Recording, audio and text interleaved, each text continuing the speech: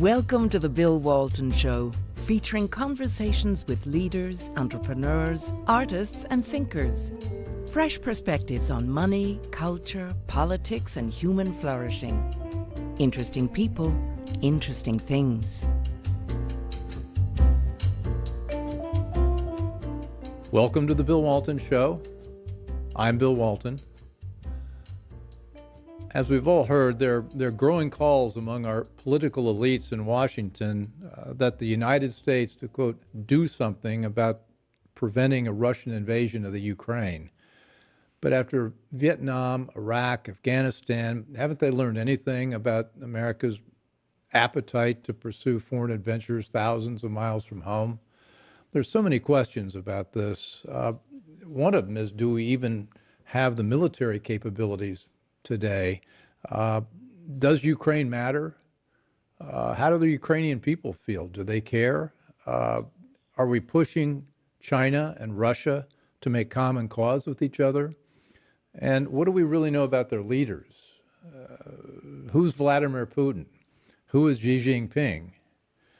To get some answers to these and many, many other questions I have are two seasoned national security analysts and returning guests, Peter Pry and Mike Waller, and I've asked them to weigh in.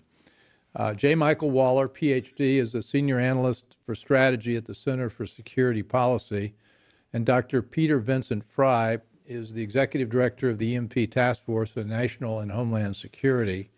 Both have written extensively, provocatively, and in a very smart way on a whole range of national security issues. Recently, and he's very much in the minority on this, Peter has called for making peace, not war, with Russia. And Mike has written a fascinating profile. The title is Nursing Injustices, an unsparing psychological profile of Vladimir Putin. Mike, I can't wait to hear more about that. Peter, let's talk about your view about what we ought to be doing with Russia right now. In terms of the Ukrainian crisis, I think we have to start with, what is the overall geostrategic situation that the United States faces. And people talk about our position in Ukraine pushing Russia and China together. I guess closer together might be a way of phrasing it, because Russia and China are already an alliance. And that poses the most formidable combination that the Western democracies have ever faced in their history. It's more formidable than the axis of World War II, the alliance between Nazi Germany and Imperial Japan. Not only is there, in effect, a de facto alliance, in fact, it's a formal one. They have actually signed treaties, in effect, making them an alliance. But part of this combination is North Korea and Iran. This is the new power bloc, and Washington, just doesn't seem to acknowledge it. They've started to wake up to the fact that this power bloc has been around, exists, because as they think about supporting Ukraine against the Russian invasion, it has occurred to some in NATO and some in Washington that China might simultaneously attack Taiwan, and then we'd be confronted with a two-theater war, and we can't win a two-theater war. And in fact, we can't even win a one-theater war if you're talking about Taiwan or the Ukrainian situation. Our own calculations from the Pentagon and RAND show that Russia can overrun Ukraine and the frontline NATO states in 72 hours. We've had 18 war games. The Pentagon's own war games on Taiwan scenarios, and we have lost every one of them.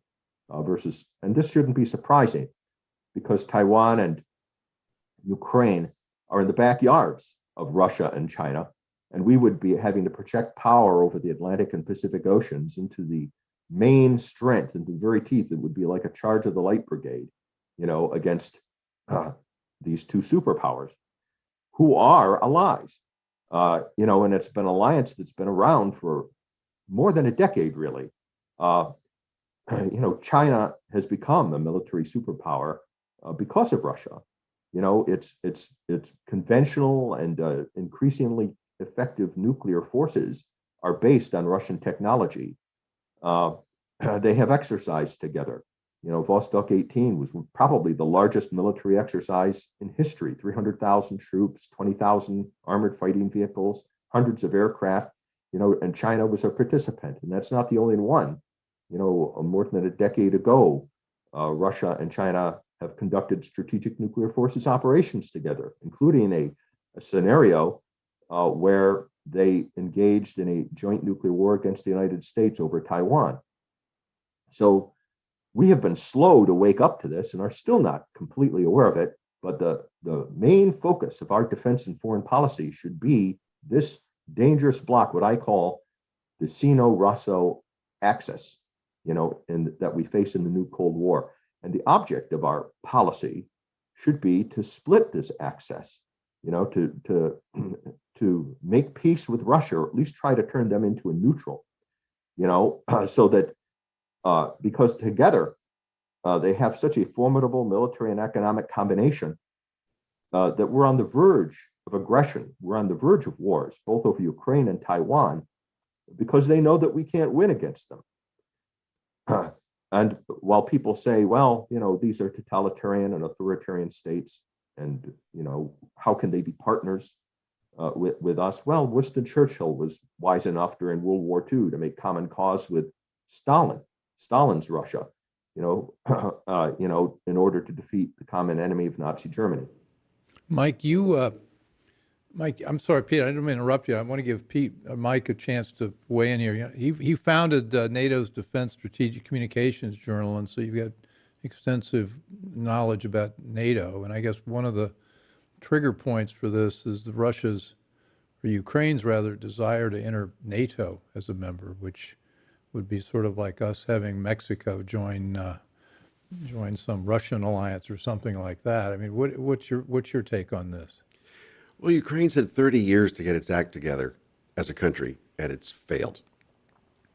This is since '89 when the Soviet Union fell? Yes, since '91 it became independent. Yeah. We wish them well. We had fine relations with Russia.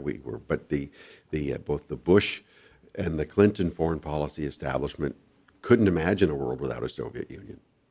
Couldn't imagine a Russia without a communist party running it, and they actually fought attempts to undermine the USSR and to prevent Ukraine from becoming independent in the first place. So these are sort of the wise sages of the foreign policy and defense establishment that have been guiding us or misguiding us ever since then. And these are the same elements that want us to have some kind of military commitment to Ukraine. The unfortunate thing is Ukraine inherited a strategic nuclear arsenal from the Soviet Union and had it. And under U.S. and other Western pressure and false promises of defense, Ukraine unilaterally surrendered its nuclear arsenal to Russia. Now, the United States under President Clinton promised to defend Ukraine's territorial integrity if it would disarm unilaterally. So imagine we're getting Ukraine to give up its nuclear deterrent, or potential one that it could have assumed command and control of, in exchange for committing ourselves to its defense. Now, it's not a treaty, so it's just a memorandum. But we've been proceeding on this notion, and then Ukraine has had all this time to build what Finland has done and what the Swiss have done and others have done in their own defense as foreign countries, and that is to have a partisan warfare capability to sort of be a porcupine that Russia would have to swallow were Russia to invade, and even to take an insurgency into Russian territory where Ukraine's the second largest country in Europe by size, second only to Russia, as I understand it. Right. And it's the poorest country in Europe by far. And you look at the map; it's snuggled right up there with Russia. Haven't they culturally been part of Russia for hundreds of years? I mean, is this something that I asked this question: will the Ukrainians care if Russians come in? And I mean, how big of a crisis is this? And do we really need to move on to something more important? Well, we have to ask, what is our strategic interest? Well, and I don't really see one that would cause us to need to have hostilities with Russia. I'm all for selling Ukraine as much weaponry as it needs for its defensive purposes. I see no problem with that at all. Well, Peter, how do we get Vladimir Putin to start thinking about us in a different way? I mean, it's one thing to say we want to stop a Sino-Russo alliance, but I think that's right. How do you do it? To answer a question, one of the question you'd asked about Ukraine and its history, one could argue, and the Russians have argued, that Ukraine is actually the Russian homeland. Because if you go back, to like 1000 AD, Russia originated with the Kievan Rus. Kiev is the modern capital of Ukraine, and they were called the Kievan Rus at that time. And it was only later that their empire expanded outward to include the areas that are now Moscow and St. Petersburg. But it started with what is now Ukraine. And how do we get Vladimir Putin to come to our side? When you go down the 6 demands, and I know I'm not going to earn friends with this, but NATO and Washington divided. I'm sorry, refresh my recollection. The 6 demands are. Russia's 6 demands here. I got them. The first one is not to expand NATO further east and not to allow Ukraine to become part of NATO. I don't have them in right now. Well, you don't have to pull them up, but they're Putin's demands. These are his demands right now, and we're supposed to accede to them. It's the peace treaty. Okay. During this crisis, the Russians put forward what they call a peace treaty. They gave it to every member of NATO, including the United States. And it has 6 demands. NATO must not accept new members, including Ukraine. The US and NATO must not deploy short or medium range missiles within range of Russian territory. The US must not station nuclear weapons abroad. NATO must not deploy forces or arms to member states that joined after the so-called Founding Act of May 1997. This includes all former Warsaw Pact states such as Poland, as well as the formerly Soviet Baltic states. NATO must not conduct military exercises above the brigade level, 3,000 to 5,000 troops, within an agreed upon buffer zone. And the US must agree not to cooperate militarily with post-Soviet countries. And this has been rejected out of hand and characterized as basically surrender, that they're asking NATO and the United States to surrender to Russia, and it would constitute a bloodless victory. And maybe that's true. But to be honest, first of all, each of these points can be negotiated. And many of these points are more in our interests than they are in Russia's interests. I do not think these demands are unreasonable. To take the first and the most important one, and we might be able to diffuse the crisis if we were simply to agree to that, which is we're not going to let Ukraine into NATO, and we're not going to expand NATO further east. When I was a young man and a staffer on the House Armed Services Committee, my portfolio was NATO enlargement. And they, this is before these countries came into NATO. And I was sent on frequent trips to visit all of the countries that are now in Eastern Europe that are now NATO member states to confer with their political military leaders and to see, what are they going to bring into the alliance. And I had recommended to the late, great Floyd Spence, who was the chairman of the House Armed Services Committee at the time, that we should not expand NATO further east. That none of these countries was going to bring anything to the alliance. U.S. vital interests weren't at stake in any of these countries, that it was going to guarantee someday a new Cold War with Russia. That if we wanted to get in a new Cold War with Russia, the world's greatest nuclear superpower, then we should expand NATO further eastward. We can't defend any of these countries. We can't project power to defend any of these countries that are in Eastern Europe. The only way we can defend them is with nuclear weapons. And so in effect, by expanding NATO in that direction, we're committing the United States to a possible nuclear war for the sovereignty of countries like Latvia and Lithuania and Estonia. And if we were to bring, or Ukraine, if they were to come into NATO. And One should not promise to go to nuclear war for a country that most Americans can't find on a map. So it was never in our interests to expand eastward anyway. And so I think that the other NATOs, there's a thing called, most Americans haven't heard of it, but it's called the Partnership for Peace. It's sort of an interim step toward becoming a NATO member state.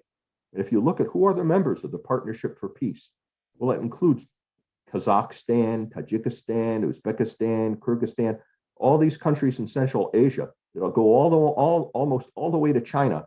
And so if you are from a strategic culture of paranoia in a nation that has been repeatedly invaded over many centuries, like Russia, and you see, all of these former Soviet territories are now in the Partnership for Peace, it's entirely understandable that Russia sees itself as possibly being surrounded by NATO, and that our intentions are not benign, but that we eventually plan to destroy Russia. And Russian leaders have felt that way for 1,000 years.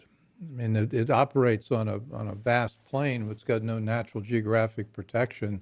So if you're a strong leader of Russia, your marching orders are expand, expand, expand, not let people come in closer and closer. I'm here with Mike Waller and Peter Pry, and we're talking about what's at stake in Ukraine, and there's a lot to it. And Mike, once you... Each of these 6 demands, and actually make a case as to why the United States, why it's in our interests too to meet one of those demands. Okay, Mike, would you amplify? Well, first, Peter has some great points, and right, and I agree with a lot of them, but I don't agree that we should ever have the Russians dictate, quote, demands to us. They certainly weren't dictating these demands when we had a strong president.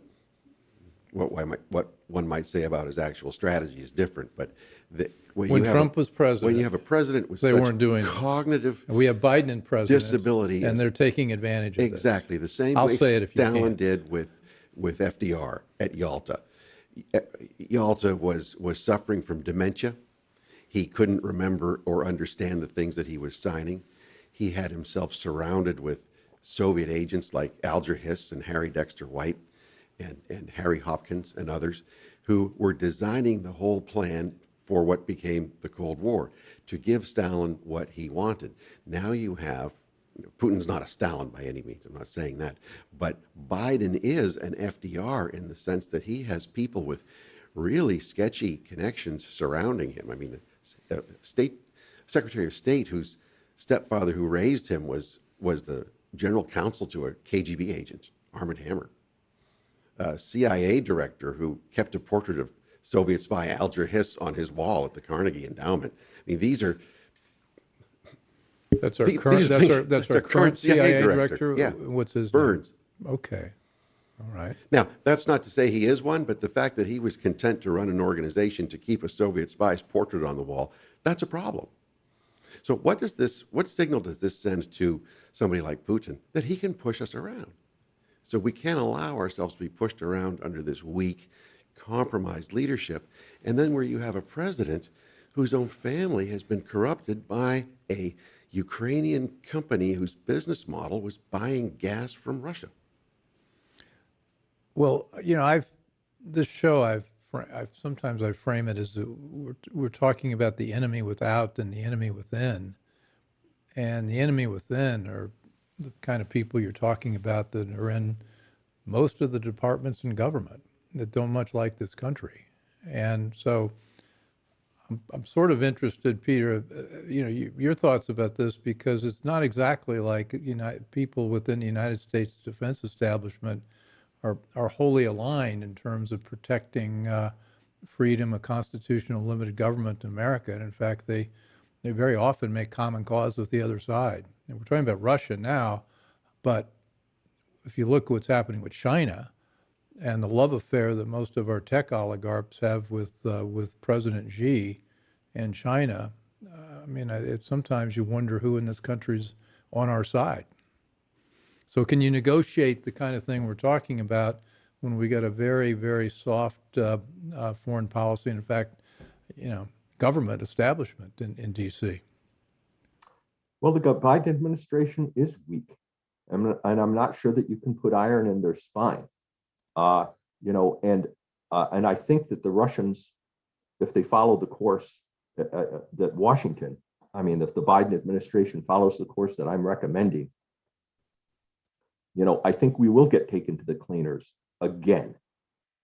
It's also true, by the way, that under Republican administrations, we often get taken to the cleaners on these arms control agreements, that the Russians invariably cheat on.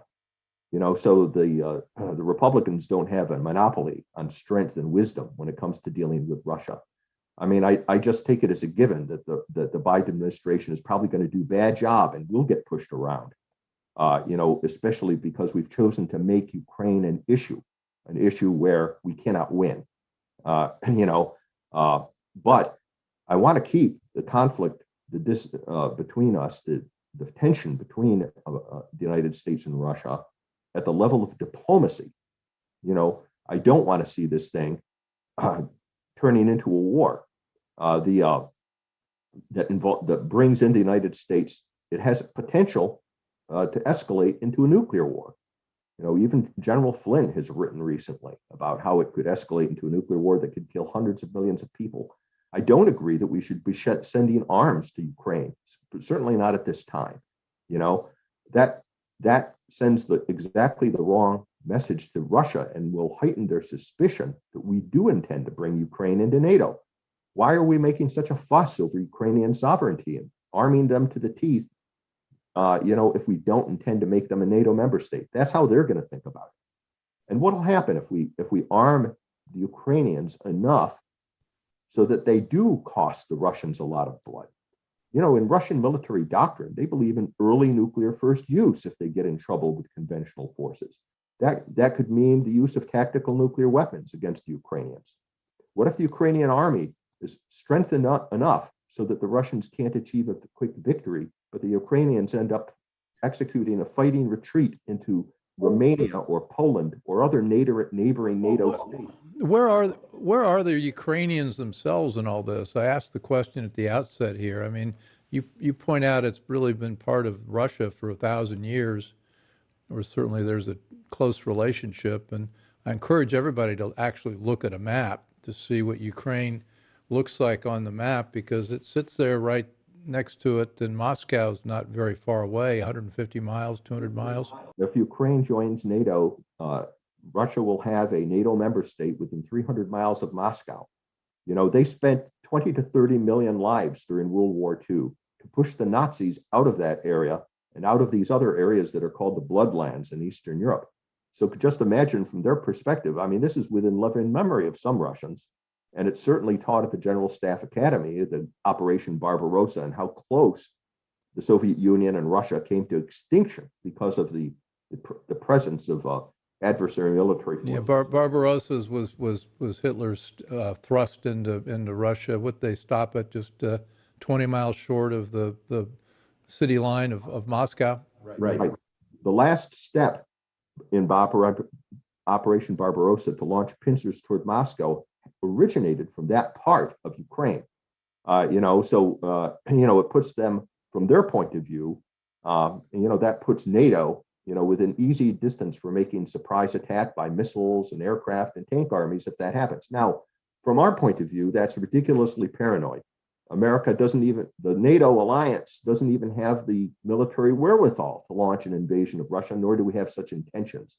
But their own strategic culture is one of paranoia, and so they see threats everywhere. But I would add that our strategic culture is what I would call dysfunctional optimism. We can't understand that other states might see us as a threat. We're the good guys. We don't do nuclear Pearl Harbors or Pearl Harbors of any kind. So how can anybody object to, us having a partnership for peace or expanding NATO into Eastern Europe? That was the attitude. That was the attitude.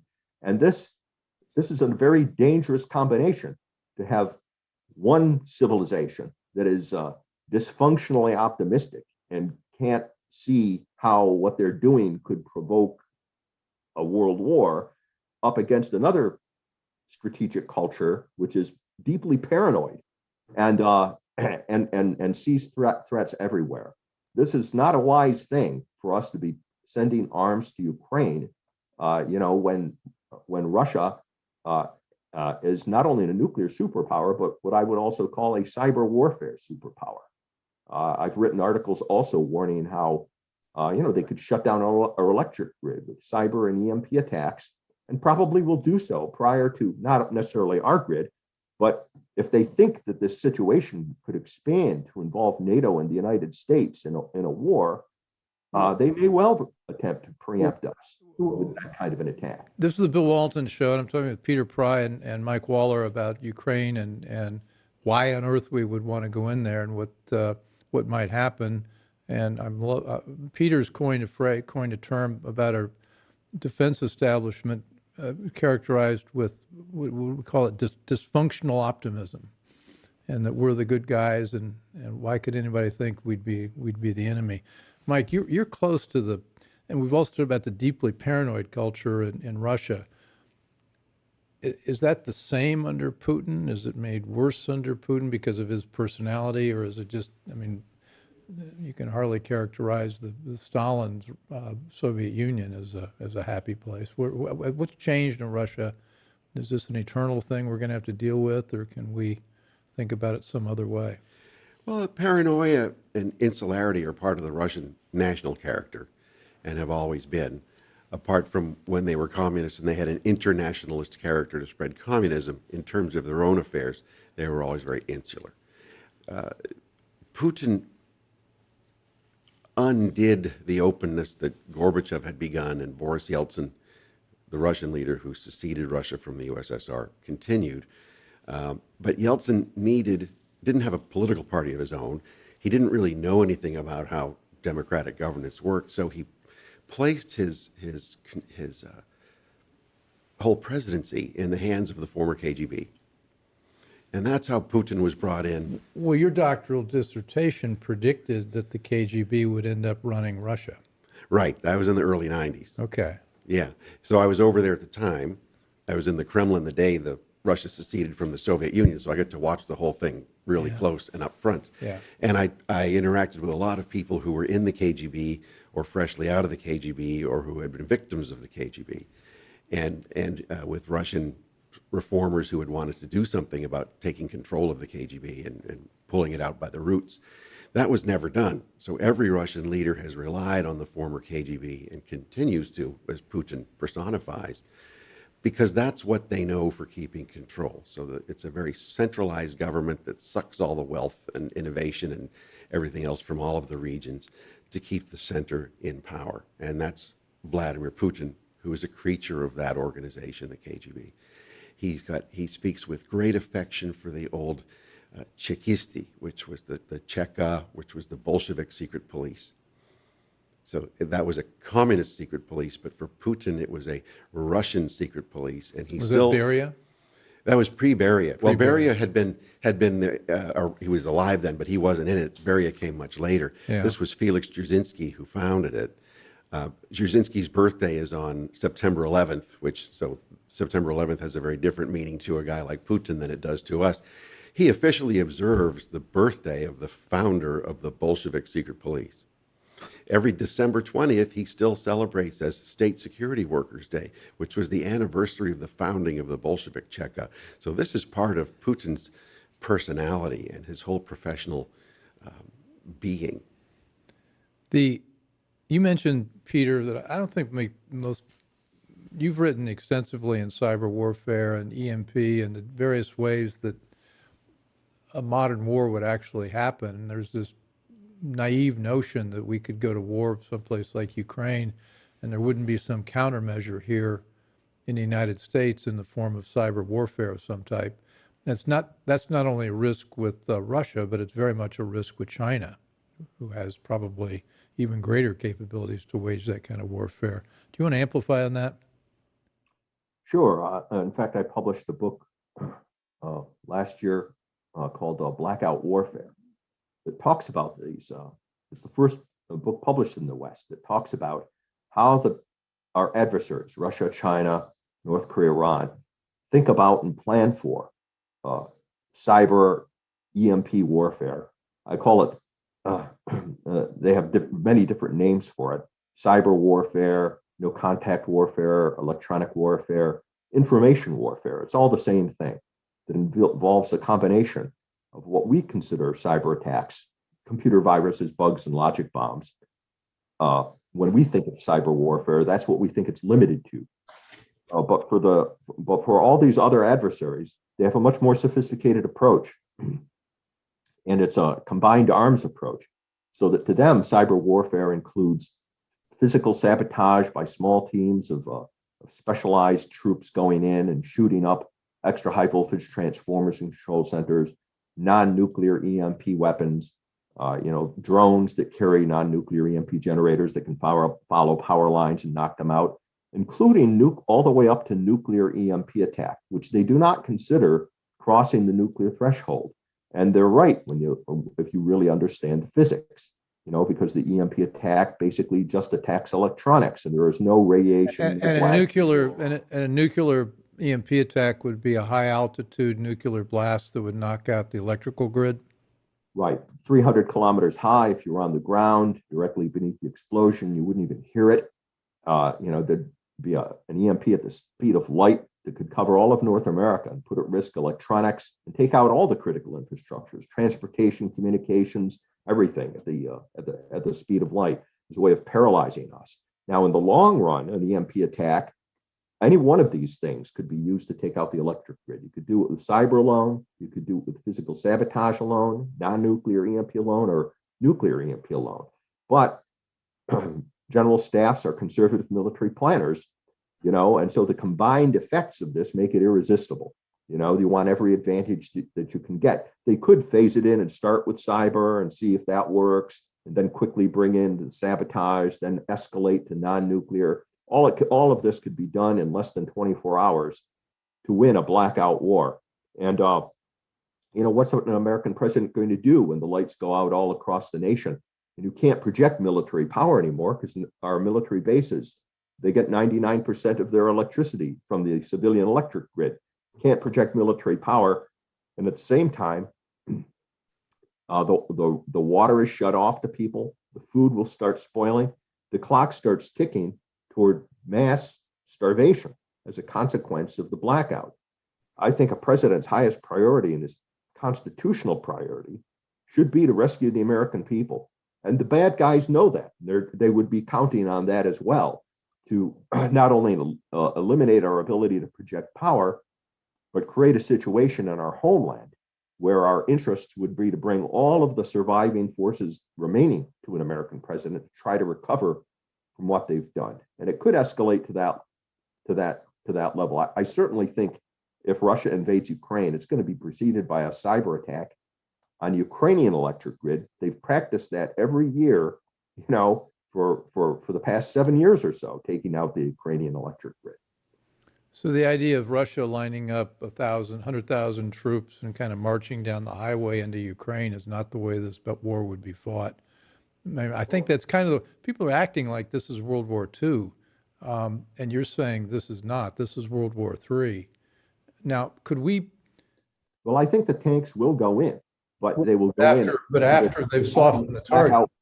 Right, and I think that the effects of that will similarly paralyze the Ukrainian military, so that they can probably achieve a pretty quick and relatively bloodless victory. Mike? Yeah, I think Russia doesn't even need to use military force to get its way in Ukraine. One of the big concerns among the people I've talked to past few days in Kiev is Russia sponsoring a coup d'etat against the Ukrainian government. So even a bloodless one.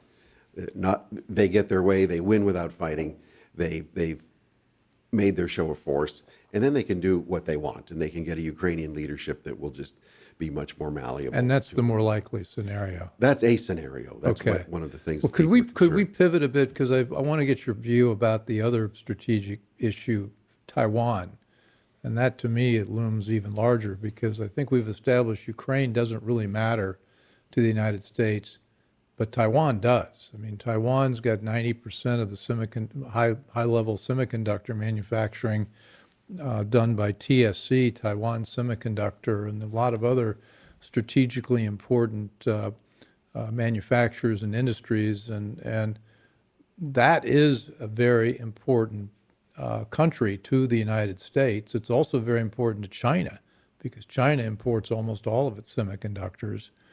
And if you're thinking about pivoting towards China, a couple of quick questions. Are the cyber warfare capabilities roughly the same with Russia and with China?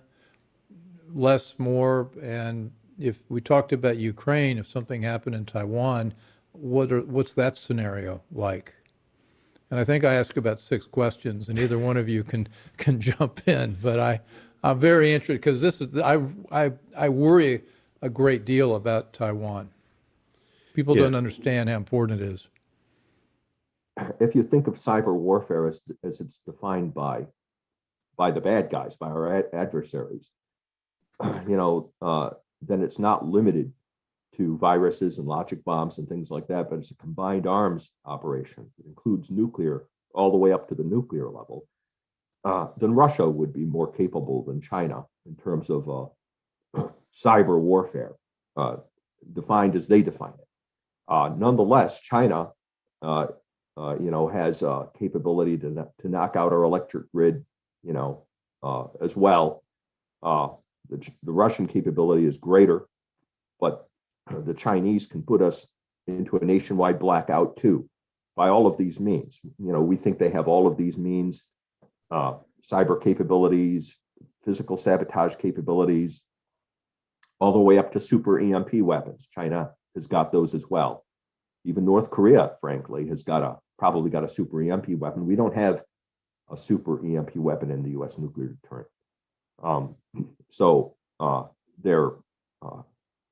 In terms of the effect from an American perspective, they're an equal threat because once you've destroyed, the Russians can make the grid rubble bounce, okay? And the Chinese have a less of a capability to do that, but still, a nationwide blackout is a nationwide blackout, and it could be for a protracted period. The Chinese have a capacity to compromise our leadership in business and politics and communication and journalism and education and everywhere else where we have been blinded not capacity to, they already have. Yes, they've been doing this for decades. Right. Those of us who've talked about it have been anathematized and pushed aside as being completely unreasonable. We've been right about all of it. Many of our former critics are now agreeing that this has been a problem all along. But where you have a Chinese laboratory tied to the People's Liberation Army that works with strains of viruses and has been doing things on contract with some of our health leaders of our own government for years, and then this virus is released or escapes from that lab to plague the whole world, and you don't have anyone anymore who wants to hold the Chinese regime accountable. In fact, there was the Director of National Intelligence issued a report last summer. The unclassified version said the intelligence community can't find out the origin of the pandemic without help from the Chinese authorities, meaning our whole intelligence community had no means of ascertaining where the virus came from unless the Chinese government helped us find out where it came from, which it wasn't doing. That's the pathetic state of our intelligence capabilities right now, and then the timid conclusions that our intelligence community is making. So if we can't even assess something like that has affected every last person in our country and on earth, what other capabilities don't we have? And the politicians who've been compromised, and the senior military figures who've been compromised, wanting to be promoted by behaving in a certain way while they wear the stars on their shoulders to get on corporate boards of companies that do business in China, or the entrepreneurs and bankers and others on Wall Street who are tied completely to the Chinese Communist Party. These huge investment houses that have determined every last person's economic future here and our own economic security, completely compromised by the Chinese regime. So you have decisions that aren't made, intelligence taskings that aren't made policies that aren't even devised and strategies that aren't even devised that make us completely vulnerable to the types of things that Peter's talking about. But they don't even need to do it to us because they've compromised us so Could much. you give us an example? Could you give me I've got a lot of them, but I'd rather hear from you. But, an example of how they compromise people, a person or a strategy? Sure. For example, let's take something visible, an entertainment company. Why is Disney pushing Chinese propaganda? Why is it adjusting its entertainment for children in ways to appease the Chinese Communist Party? To what end is that? Part of it is because they want to build a Chinese market. But part of it is the Chinese say, if you do not comply with what we want you to produce and not produce, we will not grant you entry here. And Disney's more than that's just an entertainment company. Now think of certain defense companies. When you think of was it L'Oreal that engineers was a huge I don't remember, I want to say the name of the firm, a big American firm. Engineers were giving the Chinese military advice on how to devise a weapon to destroy an American aircraft carrier and to put multiple warheads on an ICBM. These are American engineers and companies that were doing this long ago.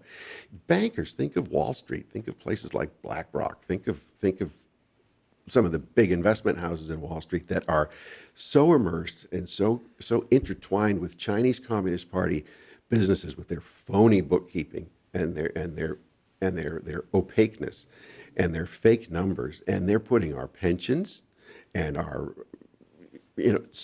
entire economy intertwined with a completely false Communist Party system of phony companies and fraud.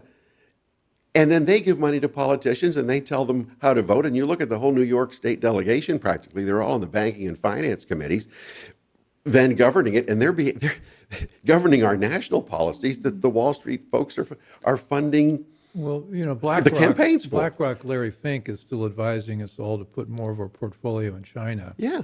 Even when you have no idea what the Chinese company's numbers really are. Yeah. But BlackRock's also been invited into China to help it modernize its investment markets, and they're lusting after that 400 or 500 million people with savings dollars because BlackRock wants a piece of that, and so they're willing to put American shareholders into Chinese stocks to please the Chinese Communist Party. I mean, is that the kind of thing we're talking about? These stocks tank because the companies are just built on pyramid schemes of fraud, and that affects every last one of us. And then you have our media companies. When you have Steve Forbes, of all people, selling his company to Chinese interests. When you have Chinese Communist Party figures owning parts of our news organizations and selling out to them. When you have even one great media figure who's a hero of mine, Rupert Murdoch, publicly saying that his Chinese-born ex-wife was a communist spy who was sent to try to influence him. Is this Wendy Ding? Yeah. Yeah. And then you've got, Facebook and Twitter and these social media outlets that are censoring in ways favorable to the Chinese regime. So it's affecting the perceptions and attitudes and policies of our population. So Peter, in our country. I mean, I think what Mike's saying, based on everything I've done on China and the capital markets and other things related to this show, I tend to agree that it's very hard for us to defend American interests because so many Americans are making common cause with what used to be our enemy. We still think so. How does that affect some of your strategic advice? I mean, if you've got generals with divided allegiance or other people in government with divided allegiance, doesn't that compromise the kind of strategies that you're advocating? Sure it does. I'm really concerned that, we're in a civilizational crisis here, all right?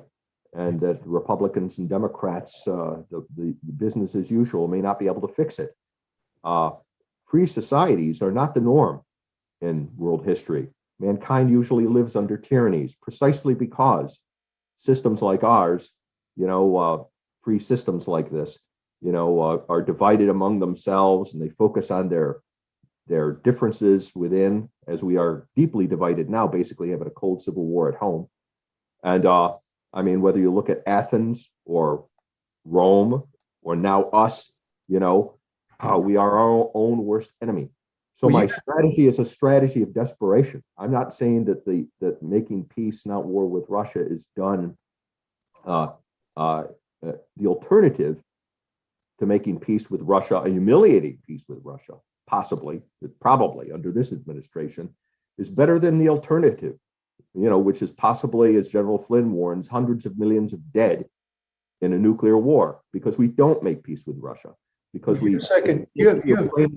explode the Ukrainian powder keg the way Serbia got exploded in World War I, and it results in a series of cascading unexpected things to bring us into a world war.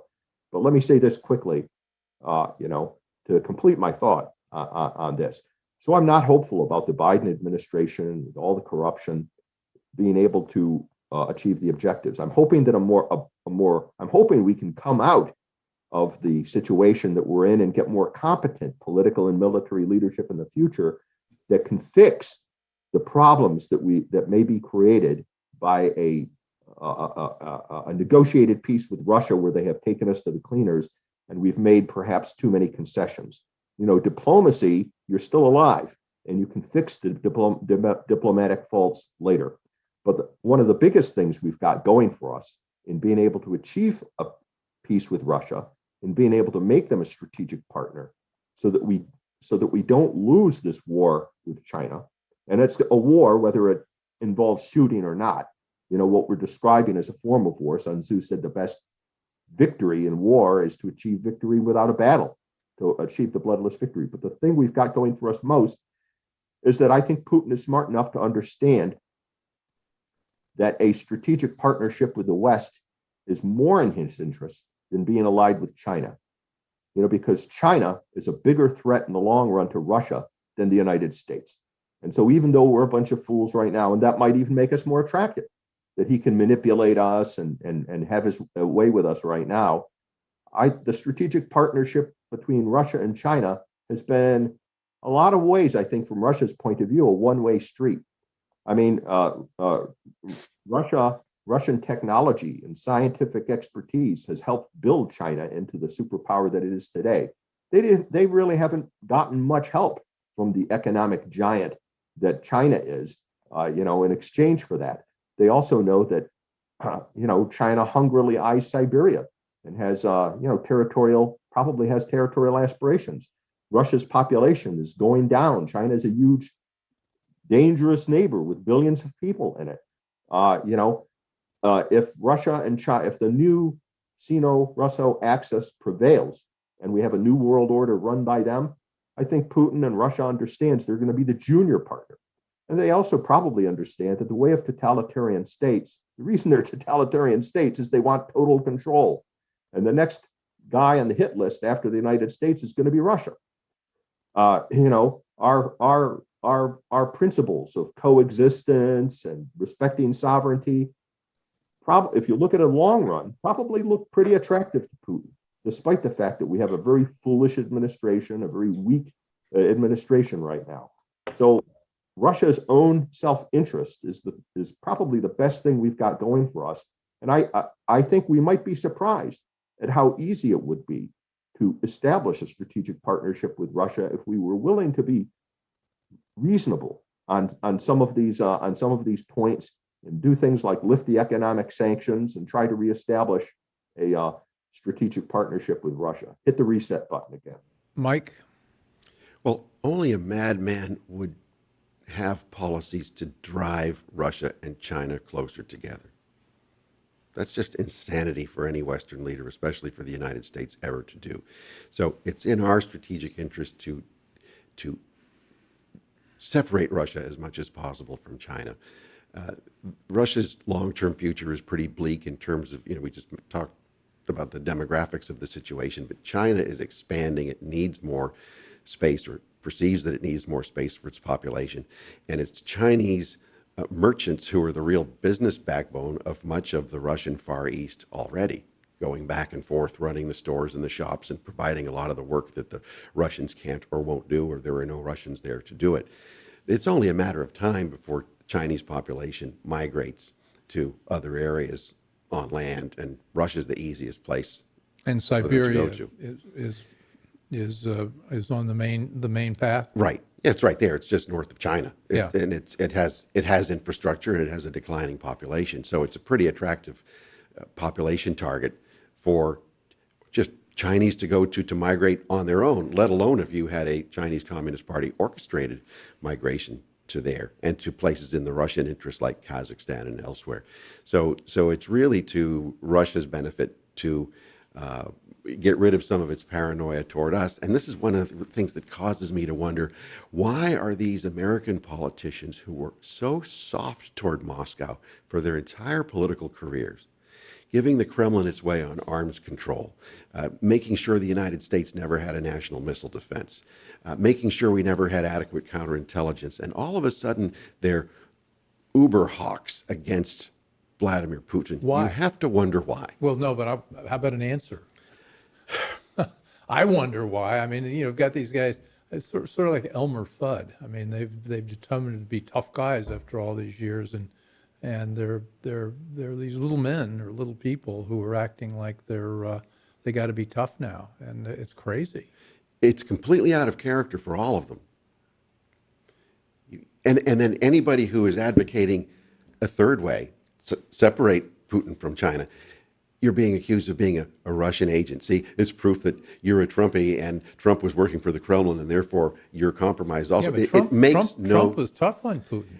I mean, but he was uncharacteristically quiet about it. That was Putin one of the was quiet things. about it, No, yeah. Trump was quiet Yeah, about he it. was. He did it. And he just, usually you'd expect the bluster to come out for Trump to say, this is how tough I am toward Putin. He handled Putin in a very different way, and Putin didn't mess with him. Yeah, I think General Flynn's idea was to try to do exactly what I've been describing. I think this was going to be the Trump administration policy, to try to drive a wedge between Russia and China, to try to lure Russia into a strategic partnership. And Putin was waiting for the offer to come from the Trump administration, but Trump couldn't make the offer, because of all these allegations that he was a Manchurian candidate. And so we're in this situation that we're in now. I think part of the explanation as to why we get taken to the cleaners on these arms control treaties, another question from the cyber and EMP point of view, how is it, that we haven't hardened our electric grid and our other critical infrastructures from EMP and cyber attack?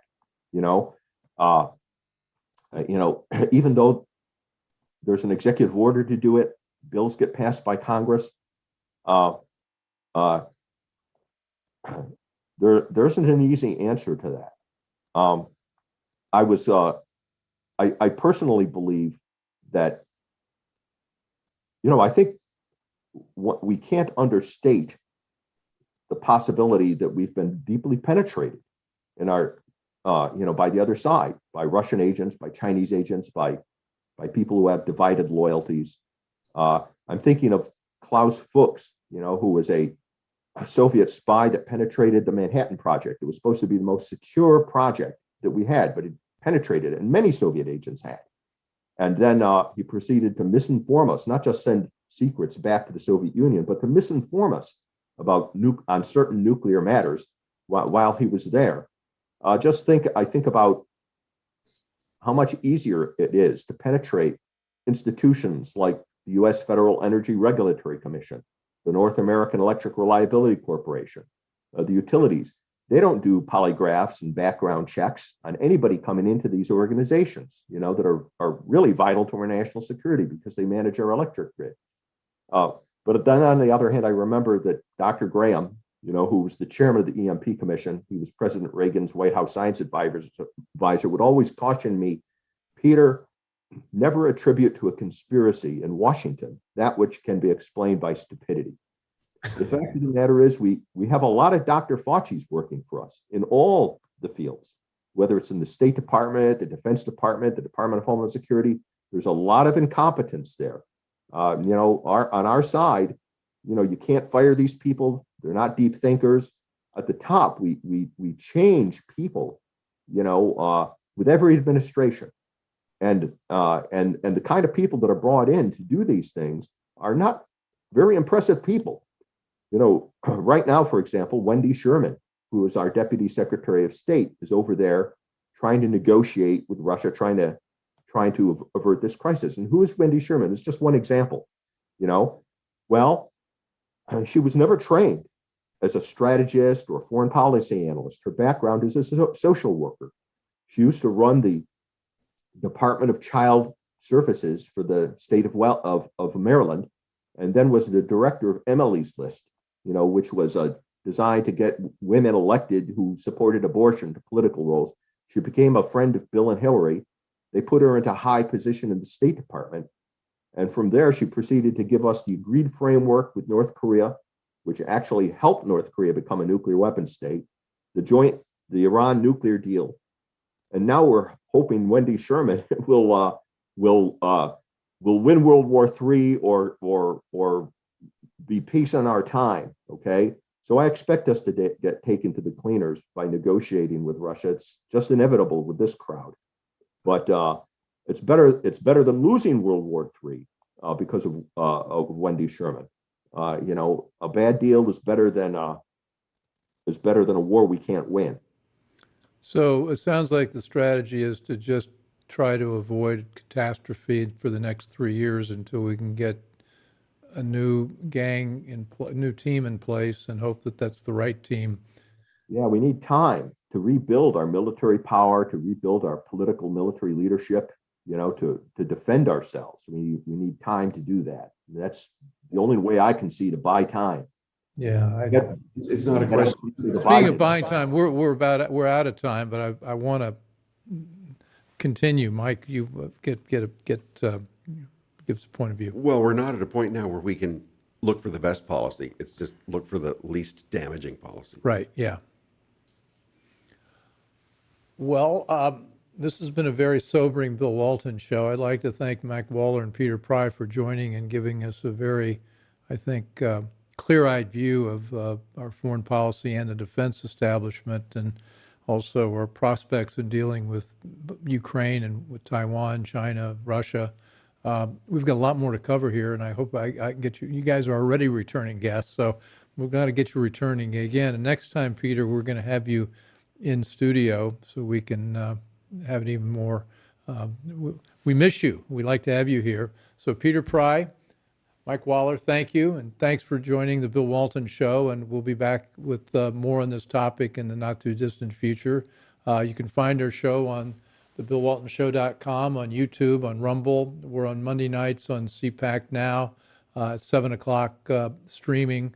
Also, we're just joining the For America platform, and we'll also be seen there, along with all the other podcast platforms. So stay tuned, keep listening, and send us all your good ideas, and we'll try to make shows out of them. So thanks. I hope you enjoyed the conversation. Want more? Click the subscribe button or head over to thebillwaltonshow.com to choose from over 100 episodes. You can also learn more about our guest on our Interesting People page. And send us your comments. We read every one, and your thoughts help us guide the show. If it's easier for you to listen, check out our podcast page and subscribe there. In return, we'll keep you informed about what's true, what's right, and what's next. Thanks for joining.